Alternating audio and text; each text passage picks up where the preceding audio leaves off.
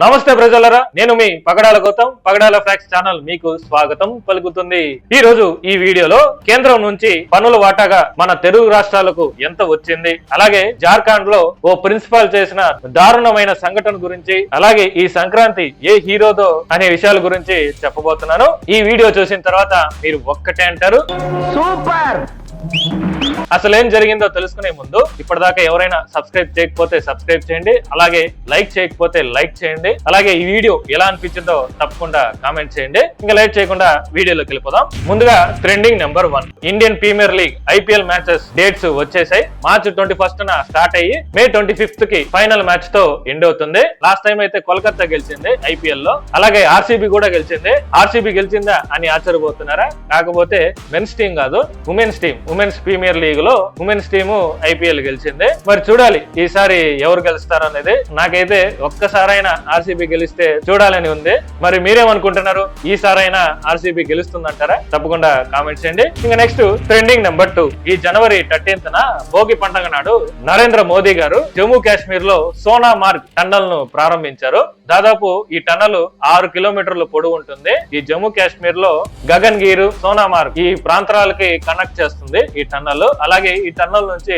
లడాక్ కూడా వెళ్ళొచ్చు. సో అయితే ఈ టన్నల్ ని ఫిబ్రవరి 2024 లో స్టార్ట్ చేస్తే ఇప్పుడు కంప్లీట్ అయిందనమాట. దాదాపు 1 year లో 2700 కోట్లు ఖర్చు చేసి ఈ టన్నల్ ని నిర్మించారు. నెక్స్ట్ ట్రెండింగ్ నెంబర్ 3, రీసెంట్ గా సెంట్రల్ గవర్నమెంట్ ఫైనాన్షియల్ 2024-25 గాను రాష్ట్రాల పన్నుల వాటా కింద దాదాపు 1,73,030 కోట్ల నిధులను ఆ రాష్ట్రాలకు రిలీజ్ చేసింది. అంటే మీకు అర్థమయ్యేలా చెప్పాలంటే, ఇప్పుడు రాష్ట్రాల్లో ఇన్కమ్ వస్తుంటుంది కదా, ఏది ఈ GST ట్యాక్స్ రూపంలో. ఈ ఇన్కమ్ అంతా స్టేట్ తీసుకోదు కానీ డైరెక్ట్ గా సెంట్రల్ తీసుకుంటుంది. సో సెంట్రల్ కి వచ్చిన తర్వాత ఆ ఇయర్ పూర్తి అమౌంట్ వచ్చిన తర్వాత రాష్ట్రాలకి మీకు ఇంత వాటా వచ్చిందని అమౌంట్ ని రిలీజ్ చేస్తుంది. సో అలా వచ్చిన అమౌంట్ లో ఉత్తరప్రదేశ్ కు 34,000 కోట్లు ఇచ్చింది. ఆ తర్వాత బీహార్ కు 17,000 కోట్లు, మధ్యప్రదేశ్ కు 13,500 కోట్లు, ఇంకా మన సౌత్ రాష్ట్రాలకి చూసుకుంటే తమిళనాడుకు 7,057 కోట్లు రిలీజ్ చేసింది, కర్ణాటకకు 6,300 కోట్లు, కేరళకు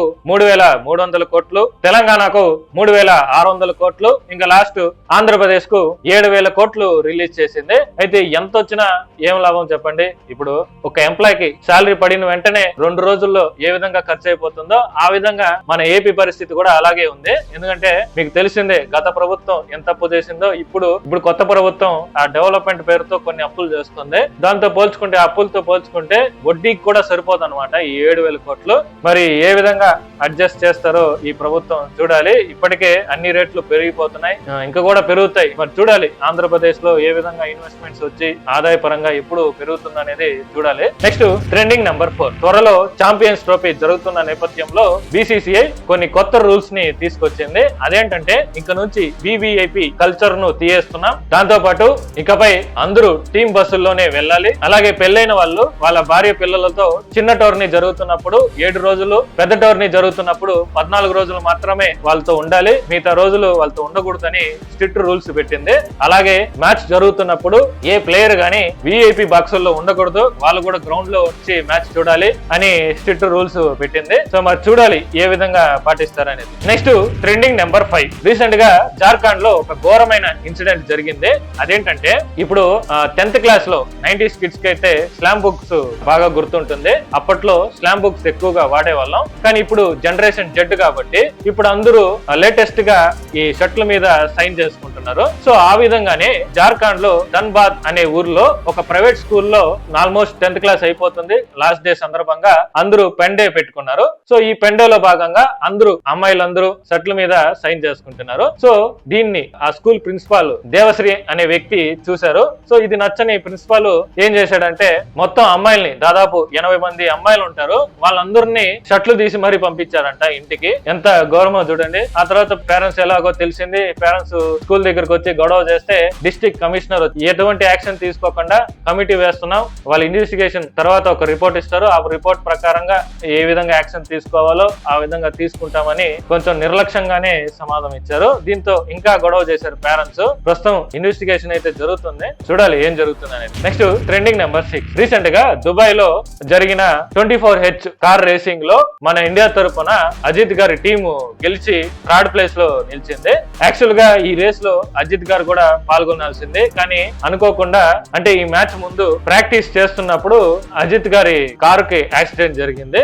అయితే ఆయనకి ఏం కాలేదు, కానీ ఎందుకు ఆయన తప్పుకున్నారు. సో ఇలా వాళ్ళ టీం పార్టిసిపేట్ చేసి ఆ రేస్ లో గెలిచి థర్డ్ ప్లేస్ లో నిలిచారు. అలాగే అజిత్ గారు పార్టిసిపేట్ చేసినందుకు స్పిరిట్ ఆఫ్ రేస్ అనే అవార్డును కూడా సొంతం చేసుకున్నారు. Next trending number 7. రీసెంట్ గా చంద్రబాబు గారు సంక్రాంతి పండుగ సందర్భంగా ఆయన సొంత ఊరు నారావారిపల్లికి వచ్చారు. సో అక్కడ ఒక మీటింగ్ లో పాపులేషన్ మీద ఒక హాట్ కామెంట్స్ చేశారు. అదేంటంటే ఏపీలో జనాభా తగ్గుతుంది, మన రాష్ట్రాన్నే కాదు దేశాన్ని ఆదాయపరంగా పెంచేది ఏదన్నా ఉందంటే అది జనాభా మాత్రమే. సో అందరూ పిల్లల్ని కనడానికి ట్రై చేయండి. ఒకప్పుడు నేనే పాపులేషన్ కంట్రోల్ అని అన్నాను, కానీ ఇప్పుడు పాపులేషన్ మేనేజ్మెంట్ చాలా అవసరం. ఇప్పుడున్న పరిస్థితుల్లో దేశ ఆదాయం పెంచాలన్నా రాష్ట్ర ఆదాయం పెంచాలన్నా మీరు పిల్లల్ని కనండి, పెళ్లి చేసుకుని పిల్లల్ని కనండి. మీకు 4 పిల్లలు ఉంటే వాళ్ళు 400 ఎకరాలకు సమానం అని కామెంట్స్ చేశారనమాట. సో ఆల్మోస్ట్ ఇప్పుడు చైనాలో, సౌత్ కొరియాలో, జపాన్ లో యువత జనాభా తగ్గిపోయింది, ముసలి జనాభా ఎక్కువైపోయింది. సో దీని మీద మీరేమంటారు? పిల్లల్ని కనాలంటారా, పెళ్లి చేసుకుని పిల్లల్ని కనాలంటారా? కామెంట్ చేయండి. Next trending number 8. ఈ సంక్రాంతి ఎవరిది, ఏ హీరోది అని అంటే మోస్ట్లీ అన్ని సినిమాలు రిలీజ్ అయ్యాయి. ఈ పాటికి అందరూ చూసే ఉంటారు. అటు జనవరి 10th గేమ్ చేంజర్ రిలీజ్ అయింది. ఆ తర్వాత 12th డాకు మహారాజ్, 14th సంక్రాంతికి వస్తున్నాం వెంకటేష్ గారిది రిలీజ్ అయింది. ఈ సినిమాల్ని ఈ పాటికి అందరూ చూసే ఉంటారు. అయితే ఈ సంక్రాంతి ఏ హీరోది చెప్పాలంటే ముందు గేమ్ చేంజర్ చూసుకుంటే మిక్స్డ్ టాక్ వచ్చింది. కొంతమంది బాగుందన్నారు, కొంతమంది బాగలేదన్నారు. సో అలా బిలో యావరేజ్ గా నిలిచింది గేమ్ చేంజర్ అయితే. ఇంకా డాకు మహారాజ్ గురించి చెప్పాలంటే డాకు అంటే బాలయ్య, బాలయ్య అంటే డాకు, అలాగే బాలయ్య అంటే తమన్, తమన్ అంటే బాలయ్య. సో వీళ్ళ కాంబినేషన్ లో బీజియం ఎలా ఉంటుందో మీకు ఈ పాటికే అర్థం ఉంటుంది. మోస్ట్లీ డాకు మహారాజ్ కూడా రొటీన్ అనిపించినా కూడా ఒక్క పాయింట్ తో సినిమా మొత్తం చేంజ్ అయిపోయింది. ఇంకా సంక్రాంతికి వస్తున్నాం సినిమా గురించి చెప్పాలంటే out and out comedy entertainer అని చెప్పాలి. అందరి క్యారెక్టర్స్, ప్రతి క్యారెక్టర్ కామెడీని పండిస్తుంది. మెయిన్ ఎవరైతే వెంకటేష్ గారి కొడుకు క్యారెక్టర్ చేశారో ఆ బులిరాజు క్యారెక్టర్ బాగా కామెడీ పండించింది అనమాట.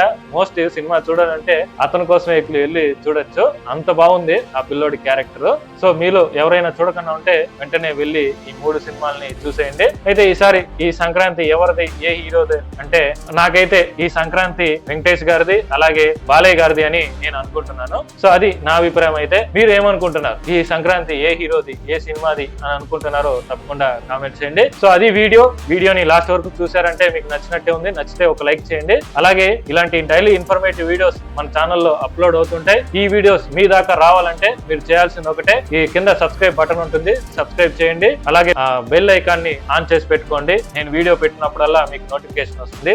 మరిన్ని ఇన్ఫర్మేటివ్ వీడియోస్ తో మళ్ళీ కలుద్దాం.